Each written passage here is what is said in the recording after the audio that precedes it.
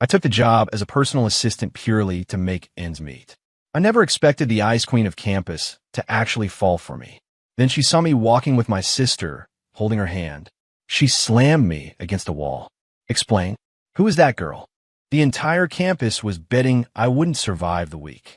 Instead, they saw her drag me into an empty locker room, her eyes red. You have 10 minutes. To make me feel better, I stared at the $500 notification from Venmo on my phone and let out a breath I didn't realize I was holding. Rent was covered for the week. I could finally relax. Are you just going to stand there? A cool voice snapped me back to reality. I quickly shoved my phone in my pocket and hurried to catch up. Isabel Sterling was wearing a simple black dress today that made her skin look like porcelain. The sharp click-clack of her heels echoed on the pavement as she walked. I kept a precise 2-step distance behind her and to the right.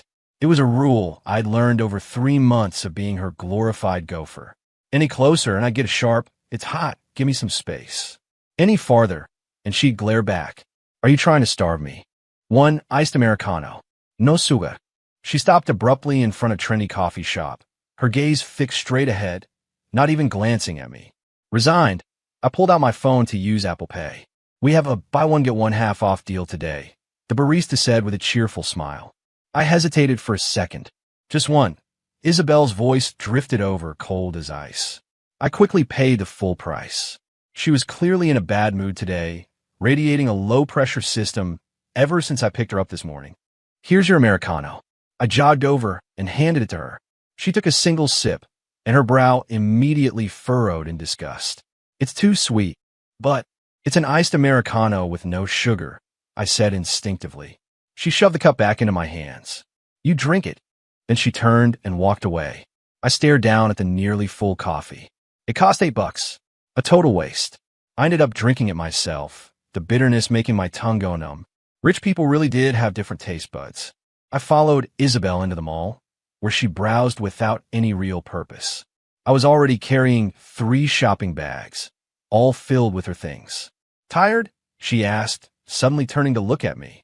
"Not at all," I said, immediately straightening my posture. "Are you kidding me? The person signing my checks is never tiring." The corner of her mouth seemed to twitch into a tiny smile before she suppressed it.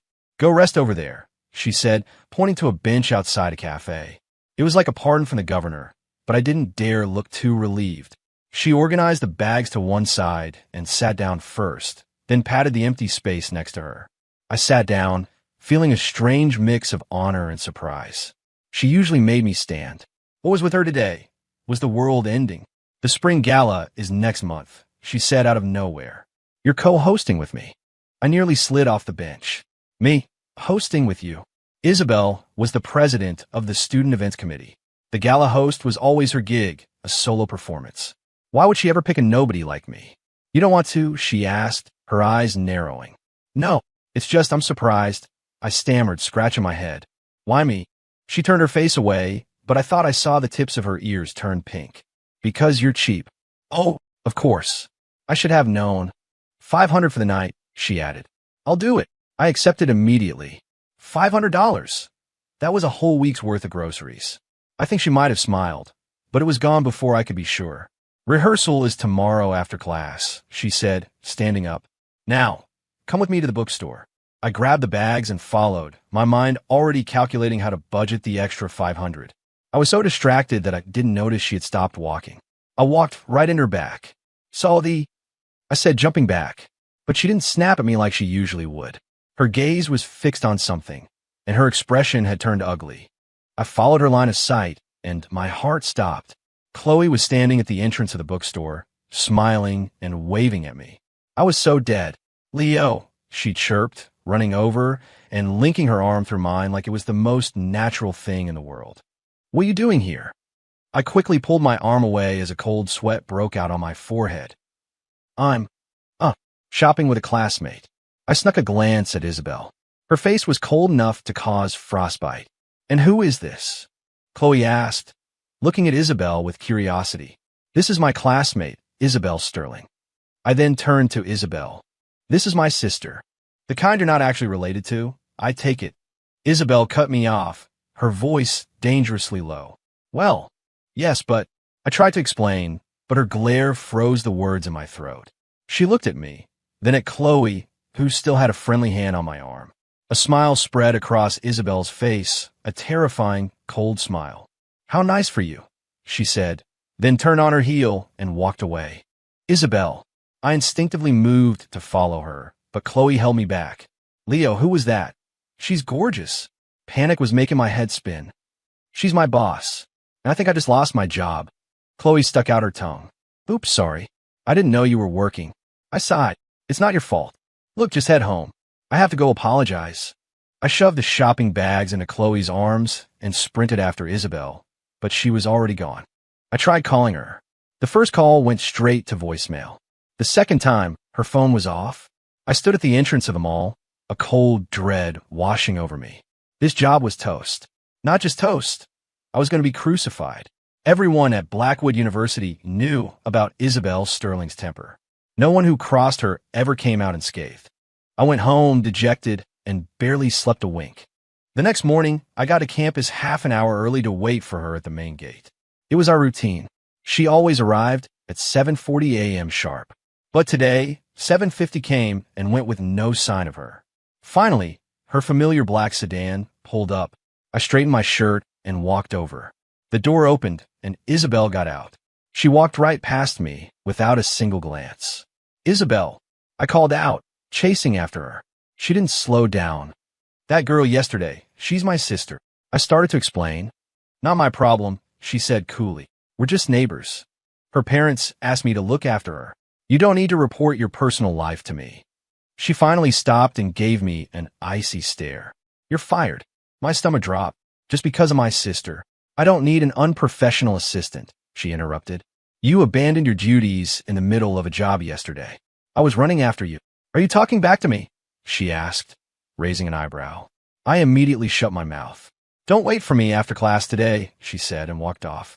I just stood there, stunned. It was over. All of it. I hadn't just lost my job. I had made an enemy of the most powerful person on campus.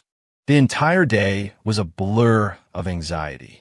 I tried to find her at the student events office during a break, but her vice president stopped me at the door. "Isabel said she doesn't want to see you," he said, his face a blank mask. I trudged back to my classroom and found an envelope on my desk. Inside was $500 in cash and a note. "Final week's pay. We're even." Even the period at the end felt cold. I clutched the cash, a sour feeling in my gut. After my last class, I walked to the school gate out of habit, only to remember I'd been fired. As I was about to leave, I saw Isabel walking out, but she wasn't alone.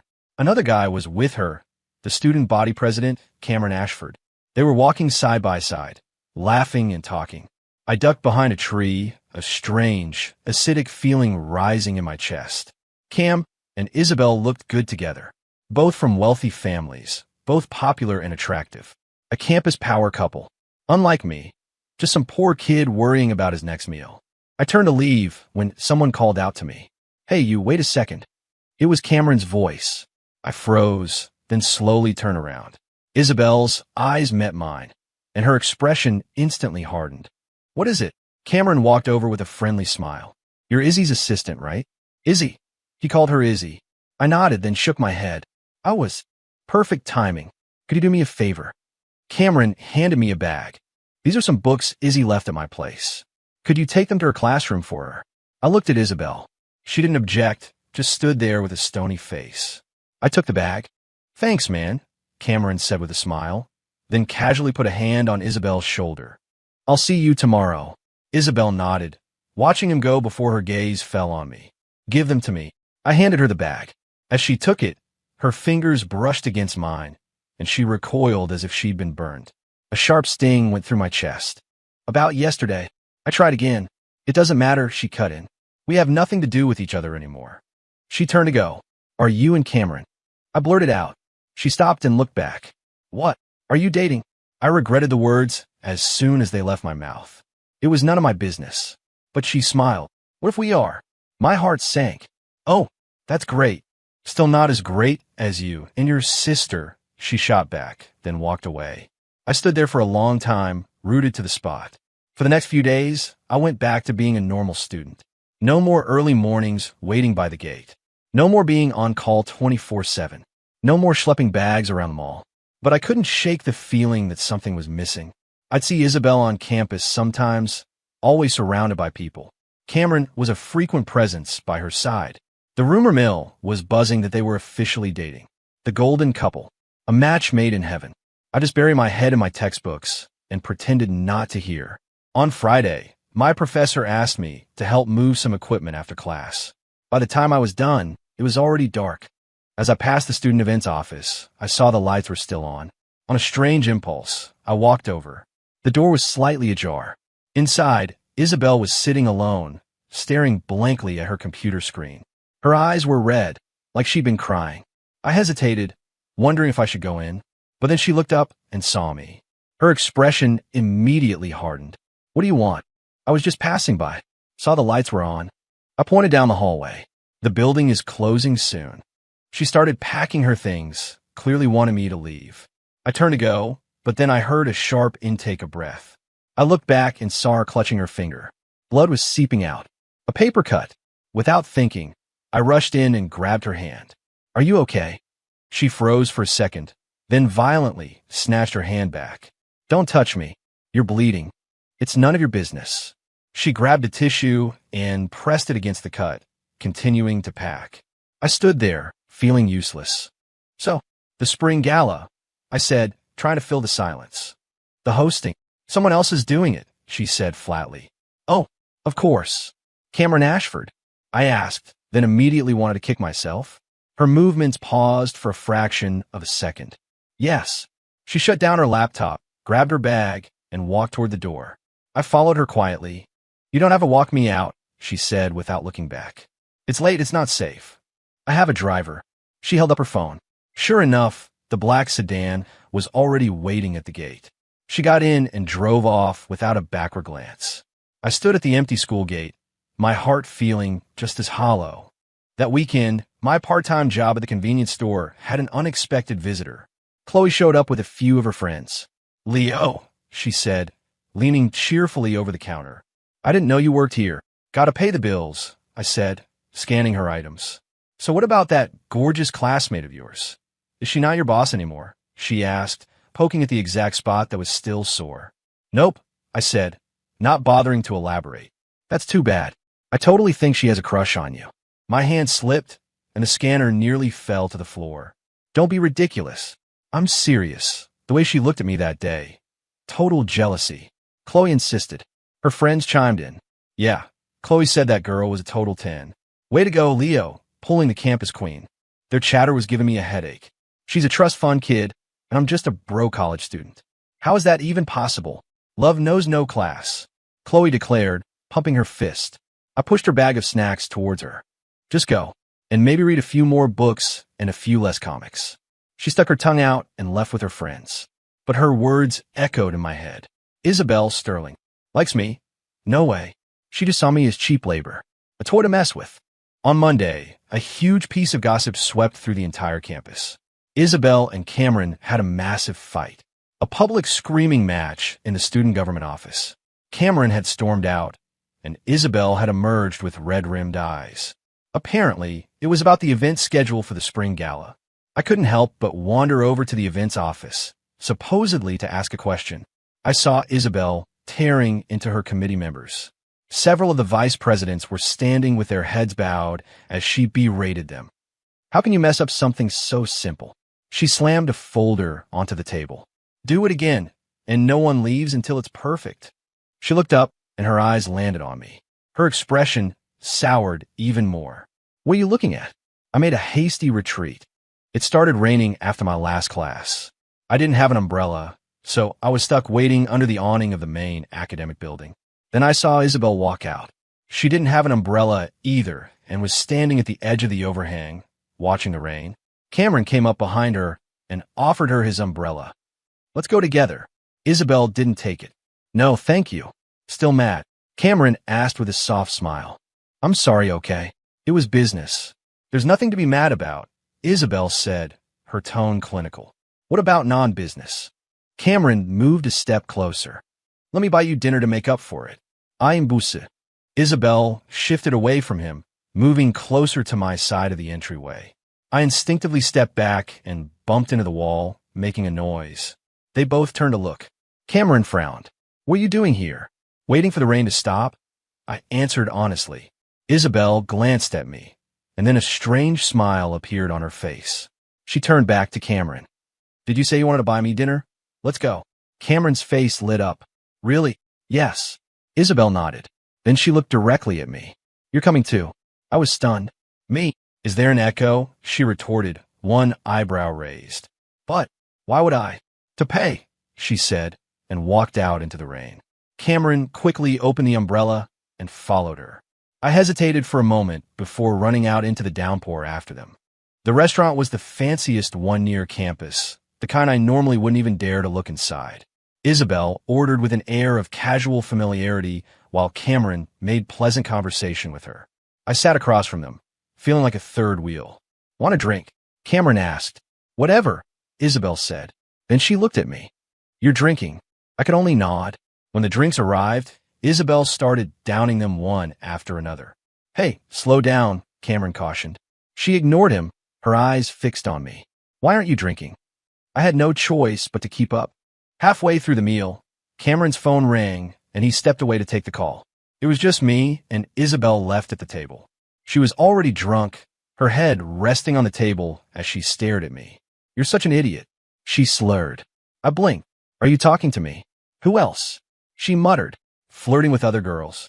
And then you just let me fire you. I didn't know whether to laugh or cry. You were the one who fired me. So, if I fire you, you just leave? You're that obedient? She glared at me, her eyes watery. What else was I supposed to do? You could have apologized, you could have begged me.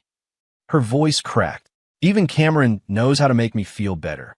But you do nothing. My heart skipped a beat. You wanted me to make you feel better. She seemed to snap back to her senses for a moment, sitting up straight. In your dreams. Then she went back to drinking. By the time Cameron returned, she was completely wasted. I'll take her home, Cameron said, trying to help her up. But she pushed him away and pointed a wavering finger at me. You take me. Both Cameron and I were shocked. Izzy, stop fooling around, Cameron said with a frown. I want him to take me, she said stubbornly, her eyes locked on mine. I had no choice but to stand up. I'll take her. Cameron's face darkened, but he didn't argue further. Outside, the rain had stopped. Isabel leaned heavily against me, barely able to walk. Address? I asked, wondering where she lived. She mumbled the name of a luxury condo building. I hailed a cab and helped her in. She fell asleep against my shoulder, her warm breath tickling my neck. My heart was doing a weird fluttery thing. The security guard at her building recognized her and let us in without question. I managed to get her to her apartment door. Keys? I asked. She fumbled through her pockets and came up empty. Maybe I lost them. She mumbled. I felt a headache coming on. Wait, passcode. She leaned against the wall, thinking hard. Then she recited a string of numbers. I typed them in, and the door clicked open. I helped her inside. The moment I turned on the lights, I was stunned. It was a massive, beautifully furnished penthouse, but it was an absolute disaster zone. Clothes and bags were strewn everywhere. Takeout containers were piled on the coffee table. It was a complete contradiction to the cool, put-together goddess everyone saw on campus. You live like this? I couldn't help but ask. She collapsed onto the sofa. The cleaning service comes tomorrow. I sighed and started picking things up. She watched me, a slow smile spreading across her face. This is kind of like we're married, she said dreamily. My hand slipped, and I almost dropped a glass. You're drunk. No, I'm not. She stood up and staggered towards me. I like you. I froze, my heart pounding against my ribs like a drum. I really like you. She wrapped her arms around my waist and buried her face in my chest. Don't like anyone else. Okay. I was completely at a loss for what to do. Isabel, you're drunk. Call me Izzy, she mumbled, looking up at me, her eyes wet and shimmering. Cameron calls me that. That's different. How is it different? She leaned in closer, her breath smelling of wine and something faintly sweet. I tried to back away, but hit the arm of the sofa and tumbled into it. She followed, landing softly on top of me. Found you, she giggled, poking the tip of my nose like a child. Then she lowered her head and kissed me. My brain shut down. The feeling was soft, sweet, and tasted of wine. A few seconds later, she slumped against me, fast asleep in my arms. I just sat there, holding her, completely rigid, my heart threatening to beat its way out of my chest. The next morning, I woke up to sunlight streaming through the window. I was on the sofa, covered with a soft blanket. I could hear sounds coming from the kitchen. While I walked in, I saw Isabel making breakfast. She was in sweats and a t-shirt, her hair tied up in a messy bun, with no makeup on. Seeing me, her face instantly flushed. "You're awake?" "Yeah," I said, scratching my head, the awkwardness thick in the air. "Last night." "I drank too much," she cut in sharply, sliding a fried egg onto a plate. "I don't remember a thing."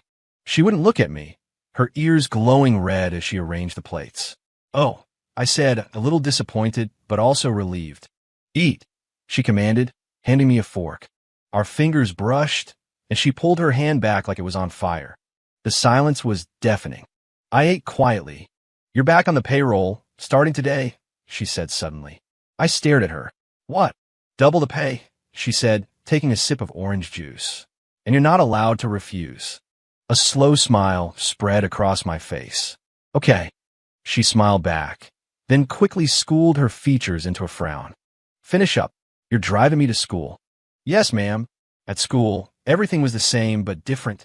She would sometimes flash a small smile in my direction, though she'd quickly hide it. It was softer than before. When Cameron came to talk to her, she would glance at me before turning down his invitations. The campus rumor mill started churning again. Isabel Sterling had dumped Cameron Ashford for her broke personal assistant. I felt a secret thrill whenever I heard it, but I never let it show. That Friday, I went with her to the events committee rehearsal. Cameron was there. The moment he saw me, his expression soured. "Unauthorized personnel aren't allowed in the rehearsal hall," he said, looking pointedly at me. Isabel grabbed my arm. "He's my assistant." "That's not an official position in the committee," Cameron said coldly. "I'm creating one right now." Isabel shot back, refusing to yield. "Izzy, don't be difficult." Cameron's tone softened. "The gala is important." "Which is exactly why I need an assistant." She pulled me into the room with her. Cameron shot me a death glare. I ignored him. Halfway through the rehearsal, Isabel needed a drink. I quickly handed her my water bottle. She took a sip straight from it without a second thought, her lips touching the spot mine had just been, then went back to directing the rehearsal. The other students were staring. Cameron's face was turning a shade of purple. During a break, Isabel went to the restroom. Cameron immediately cornered me. "Stay away from her." I played dumb. "Who?"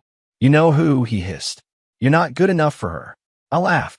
"Whether I am or not isn't for you to decide." His eyes went cold. "Don't push your luck."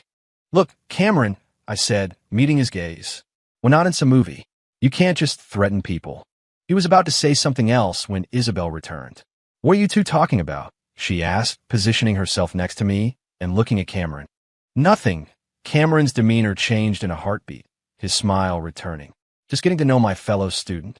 Isabel ignored him and turned to me. "Let's go. I'm hungry." She casually took my wrist and started pulling me out of the room. I glanced back at Cameron. His expression was dangerously dark. The second we were out the door, Isabel dropped my hand, her ears turning red again. "What do you want to eat?" she asked, trying to sound nonchalant. "Anything's fine." I couldn't stop the grin from spreading across my face. She glared at me. "What are you smiling about?" "I'm happy," I said honestly. She snorted, but the corner of her mouth curved up. "Whatever." After dinner, she wanted to go to the bookstore. Naturally, I followed. And of course, we ran into Chloe again. This time, I knew better. I immediately put some distance between us. "Leo," Chloe yelled, running over. She saw Isabel, and her eyes twinkled. "Hey, sis-in-law." I nearly choked. Isabel froze. Then her entire face turned crimson. "Don't call me that," she whispered, but there was no real anger in her voice. Chloe just giggled and leaned in conspiratorially. "Take good care of my brother for me, okay?" And with that, she scampered off, leaving me and Isabel standing in awkward silence. "Your sister is something else," Isabel said, pretending to be absorbed in a book cover, her ears still bright red. "Yeah," I said, scratching my head. Things went smoothly after that, until the day before the spring gala. At the final dress rehearsal, Isabel and Cameron got into another argument over the script. Cameron wanted to change the order of events, and Isabel refused. "I've already made my decision," Isabel said coldly. "I'm a student body president. I have the final say," Cameron retorted, his tone just as hard. "Then you can host it by yourself." Isabel turned to storm off, but I grabbed her arm. "Don't," I whispered. She looked at me and took a deep breath. "We're sticking to the original plan. If you don't like it, we can find a new co-host." Cameron stared at me, then a strange, unsettling smile crossed his face. "Fine, we'll stick to the plan." He agreed way too easily. Something felt very wrong. On the day of the gala, I was backstage helping out. Isabel was in the makeup chair. I brought her a bottle of water. She grabbed my wrist, her touch surprisingly gentle. "Are you nervous?" she whispered. "A little," I admitted. "Me too," she said, biting her lip. "It's my first time co-hosting with you." My heart hammered in my chest. "There'll be more." She smiled. "Yeah." Just then, Cameron appeared. "It's time," he said to Isabel, his smile never quite reaching his cold eyes. I watched them walk onto the stage. In the spotlight, they looked like the perfect couple. My stomach twisted. The first half went off without a hitch. But during the mid-show interactive segment, everything went sideways. The giant screen that was supposed to play a highlight reel flickered, and then displayed a series of iMessage screenshots. My text with Isabel. "Izzy, so tired. I need bubble tea. Leo, on my way. Izzy, extra sweet. Leo, you're not worried about calories. Izzy, you'll still have to deal with me if I get fat." And then more recent, more intimate ones. "Leo, you up?" "Izzy, yeah." "Leo, thinking about you." "Izzy, just say what you mean." "Leo, I'm thinking about you." The entire auditorium erupted in gasps and whispers. Isabel's face went completely pale. Cameron stood there, microphone in hand, a look of faux surprise on his face. Well, looks like our hosts have a little something going on," he said with a chuckle, though his eyes were like chips of ice. The crowd started hooting and catcalling. Isabel was frozen, a deer in the headlights. I ran onto the stage, took off my jacket, and wrapped it around her shaking shoulders. I started pulling her towards the backstage exit. "Let go of me," she struggled. "We have to get out of here," I said, holding her tighter. Backstage was chaos. Cameron followed us, his face a mask of fake concern. "Izzy, I had no idea this would happen." Isabel wrenched away from me and slapped him hard across the face. "You're disgusting," she said, her voice trembling. Cameron clutched his cheek, still playing the victim. "I just thought it would be a funny joke." "Get out," Isabel screamed, pointing towards the door. Cameron's face contorted with rage for a second before he stormed out. The rest of the stagehands quickly made themselves scarce. It was just the two of us. She slid to the floor, wrapping her arms around herself. I knelt in front of her. "It's okay." She looked up, her eyes swimming with tears. "Everyone saw." "So what if they saw?" I said, gently wiping a tear from her cheek. "They didn't do anything wrong." "They're laughing at me," she choked out. "They think I'm chasing after you." "Who said that?" I frowned. "Everyone," she whispered, looking down. "They say I have bad taste, that you're not good enough." My heart ached. "And what do you think?" She looked up, surprised, and shook her head. "I don't care," she said in a small voice. "I really, really like you." I looked at her, then pulled her to her feet. "What are you doing?" she asked, startled. I dragged her back out onto the stage. The spotlights were still on. The audience hadn't left. They were all still there, waiting for the next scene in the drama. I picked up the microphone from the floor. "Hey, everyone." My voice boomed through the auditorium, instantly silencing the crowd. Isabel tugged on my sleeve. "Leo, are you insane?" I squeezed her hand. "About those text messages you all just saw," I said, taking a deep breath. "They're real." Another wave of murmurs swept through the audience. "I'm pursuing Isabel Sterling," I said, my voice clear and steady. "And I haven't succeeded yet. So she's not the one chasing anyone. I'm the one who's hopelessly trying to get her attention." Isabel was staring at me, her eyes wide with disbelief. "You?" I pressed on. "And as for whether or not I'm good enough for her," I smiled. "I'm in love with her, and she's willing to give me a chance. That's all that matters." I dropped the mic and pulled her off the stage, leaving behind a stunned silence that slowly erupted into a wave of applause and cheers. Backstage, Isabel was still in shock. What you just said? It was from the heart, I said, looking her straight in the eye. So, can I have an answer now? Her face slowly turned a deep shade of pink. An answer to what? Can I pursue you? I asked seriously. She looked down at her feet. After a long moment, she gave a tiny, almost imperceptible nod. Yeah. I felt a surge of pure joy and had to resist the urge to pick her up and spin her around. So, I should probably get back to work. She laughed, a real, beautiful laugh. Okay. A new hosting pair finished the gala. We hid backstage, and she leaned her head on my shoulder. Cameron was the one who leaked the texts, wasn't he? Yeah, I nodded. He came to me last night, said he wanted to collaborate. I scoffed.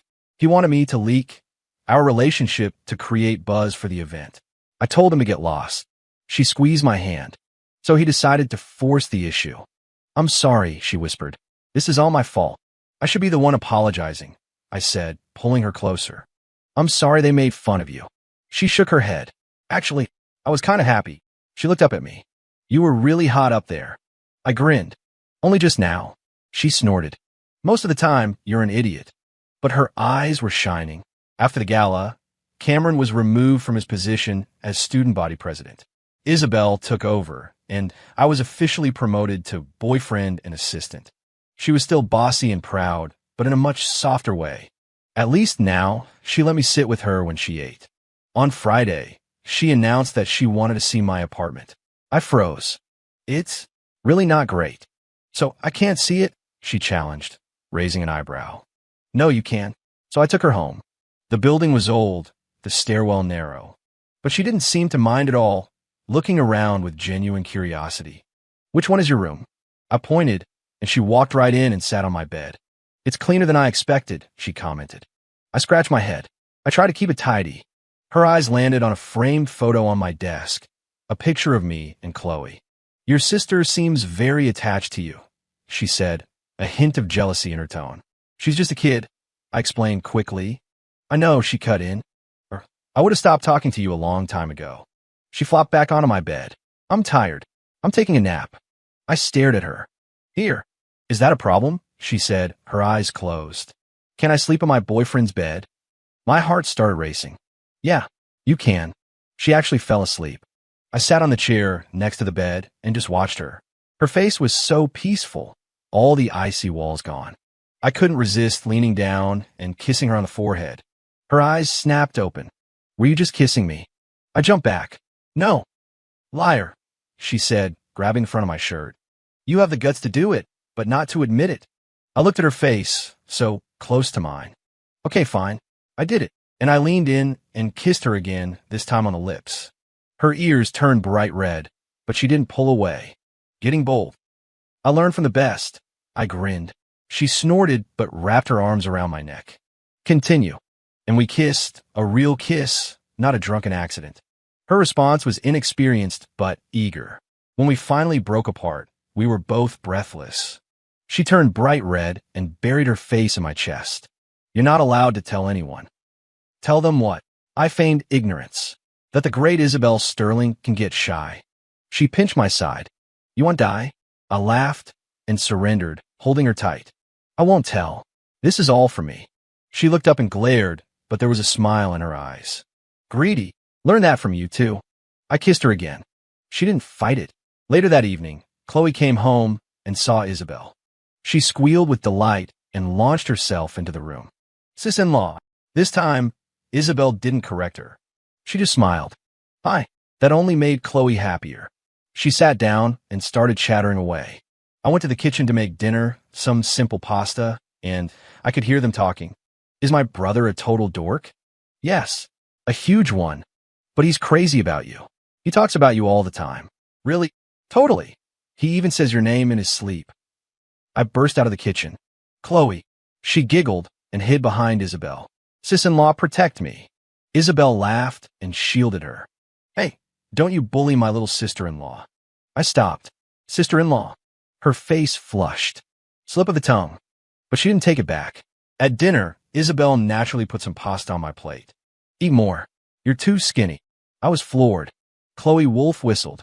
Wow, you guys are so cute, it's disgusting. Isabel shot her a glare. Don't talk with your mouth full. But then she added more sauce to my plate. I walked her home later that night. We got to her building, but she wouldn't get out of the car. I'll pick you up tomorrow, I said. Okay, she nodded but still held my hand. Don't want me to go? I teased. Of course not, she said, but she made no move to leave. All right, we can sit for a bit longer, I said, squeezing her hand. We sat in silence for a moment. The flowers on campus are really pretty right now, she said suddenly. Yeah, we should go see them next time. Okay. She turned to face me. Kiss me. I blinked, then smiled and leaned in, giving her a soft, gentle kiss. She responded eagerly, her fingers clutching my shirt. When we pulled away, both our faces were flushed. I'm going, she said, and quickly got out of the car. She ran toward the entrance, then suddenly turned back. Hey, yeah. I love you, she shouted, and then disappeared inside before I could even process it. I sat there, stunned, my heart about to explode. It was the first time she'd said it, even from a distance, and shouted as she was running away. It was more than enough. I drove home with a goofy grin on my face and didn't sleep at all that night. The next morning, I was waiting for her right on time. She came down wearing her usual immaculate clothes, but she had a small, flower-shaped clip in her hair. Do you like it? She asked, pretending to be casual. I love it, I smiled. You look beautiful. She snorted, but the corners of her mouth lifted. We walked to campus together. At the gate, some classmates saw us. Morning, Izzy. Morning, Leo. Isabel's face hardened. Who gave you permission to be so familiar? But her ears were red. I just smiled and waved back. Morning. She pinched my arm. Don't encourage them. But she squeezed my hand tighter. After class, we went to the library. She was studying for midterms, and I was helping her organize her notes. You got this one wrong. I pointed to a problem. No, I didn't, she insisted. Yes, you did. I chuckled. Want to bet? She glared at me, then erased her answer and scribbled down the new one. It's barely correct. Yes, of course. The great Isabel is always right. I kissed the top of her head. She nudged me away. No PDA in the library, she whispered fiercely. A few students nearby chuckled. She shot them a death glare, and they immediately buried their heads in their books. She secretly pinched my leg under the table. This is all your fault. I smiled and took the blame. My fault, she huffed, then leaned her head against my shoulder. I am tired. Going to sleep for a bit. Okay. I shifted to make her more comfortable. She fell asleep quickly, her gentle breaths on my neck. I didn't dare move until she woke up. What time is it?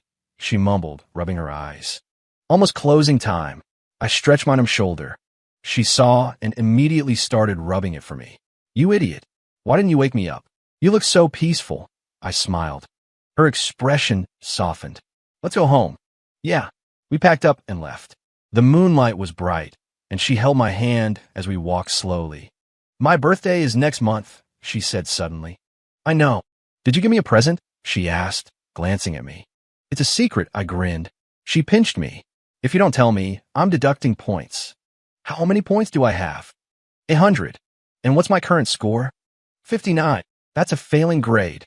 I pretended to cry. I'll have to work really hard to pass. She stood on her toes and kissed me. Plus 1 point. Only one. I protested. You think that's not enough? She threatened. No, it's plenty. I said quickly. She laughed. Good. At her building, she lingered again. 5 more minutes, she said, looking at her watch. Okay. We sat on a bench, and she leaned against me, pointing out the stars. That one's the brightest. Like your eyes, I said. She snorted. So cheesy, but she was pleased. When 5 minutes were up, she stood. Okay, I'm going. All right, I nodded. She walked a few steps, then ran back and threw her arms around me in a tight hug. See you tomorrow. See you tomorrow, I said, hugging her back. She pulled away, her eyes shining. Say it again. Say what? What you said last night. I smiled. I love you. Her face turned red. Okay, she mumbled, then gave me a quick, feather-light kiss. I love you too. And then she was gone. I stood there, my heart so full it felt like it might just float away. The parental meeting was as terrifying as I'd imagined. Her father, A man who looked like he could buy and sell countries before breakfast grilled me about my finances, my family, and my 5-year plan. Her mother was quieter, but watched me with an unnerving intensity. I was sweating through the new shirt Isabel had bought me for the occasion. "He's a good person," Isabel had insisted, holding my hand under the table. "And I love him." Her father had finally sighed, looking less like a titan of industry and more like a tired dad. He offered me an internship at his company. "Start at the bottom," he'd said. "We'll see what you're made of." I worked my ass off. I finished my degree while working 60-hour weeks, fueled by late-night coffee and the care packages Isabel would drop off, always pretending she just had extra. A year after graduation, I proposed under a canopy of spring blossoms on campus, in the exact spot where I'd first told the whole world I was in love with her. The ring wasn't huge, but it was mine, paid for with my first real bonus. She cried. "It's so tacky," she said, but she held out her hand anyway. "Fina, I guess I'll say yes." Our wedding was 3 years ago. Today, she's a powerhouse VP, and I'm a division head at her father's company. Most days, she comes home, kicks off her heels, and collapses onto the sofa. "I'm exhausted," she'll complain. "Some idiot messed up the quarterly projections." I'll massage her shoulders. "Fire him." "Already did," she'll say with a smirk, then turn and wrap her arms around me. "I need a kiss."